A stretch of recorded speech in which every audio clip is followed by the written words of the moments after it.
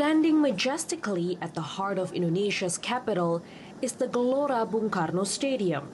Located as the center of a sports complex with the same title, it is named after Sukarno, Indonesia's first president. After the Asian Games Federation declared Jakarta the host of the 1962 Fourth Asian Games back in 1958, President Sukarno assigned the 300-hectare site to be turned into a sports arena that would accommodate the Games.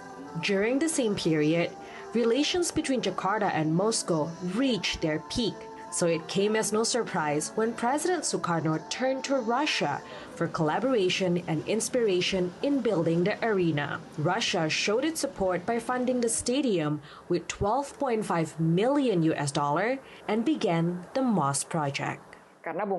During Sukarno's visit to Moscow, he also made a visit to Pakhtakor Central Stadium. It is a very large stadium, as big as Gelora Bung Karno. Of course, Sukarno wanted the transfer technology to be obtained through this collaboration. In the end, it was agreed to start a project called MOS Project, which consisted of chosen architects and engineers from Moscow who were brought to Indonesia to build the stadium.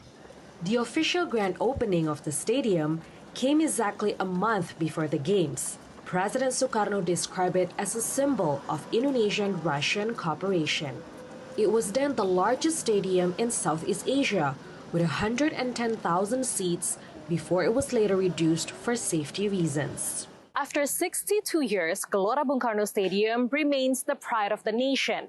With 78,000 seats inside the stadium, the place has been used for sports competitions, national and international music concerts, and different kind of gatherings.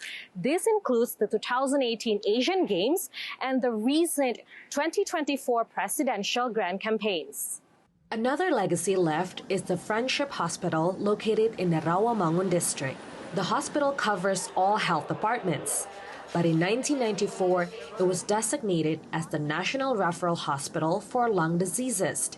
It still serves as one up until this day. Sharing the same background with Gelora Bung Karno, the hospital was built by the government of the Soviet Union during the period when the two countries were closer than ever. Just like its name, the hospital serves as a historic reminder, symbolizing the close relationship between Indonesia and then Soviet Union back in the 1960s. Built in 1961, the handover took place on November 7, 1963, and inaugurated by Sukarno, the first president of Indonesia. The handover was held to coincide the 46th anniversary celebrations of the Socialist Revolution of the Union of Soviet Socialist Republics. Many Russian doctors and nurses worked at the hospital in those early days. And even with the very latest technology offered in more modern hospitals, some facilities built in the 90s still remain. This building, called the Orchid Building, was the very first to be built here. Walking through the facility, one can tell that the doors and windows are part of history. Even the lamps along the hallways were originally made for Russian submarines, but then used in the hospital. Not to forget the legendary laundry room that still operates, with its original machines even after all these decades. After all, this is an old building that is part of the cultural heritage. We had discussions with the Cultural Affairs Department and came to an agreement that some parts of the building should be retained.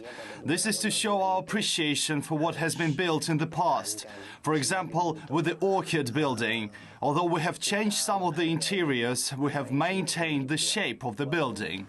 The legacy list between the two countries could go on, including the KRI Pasopati submarine monument, a retired Russian whiskey-class submarine in Surabaya, East Java.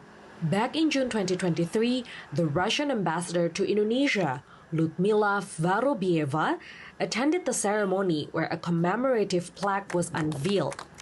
It is written as a reminder of the friendly Indonesian-Russian relations and the struggle for the territorial integrity of the Republic of Indonesia.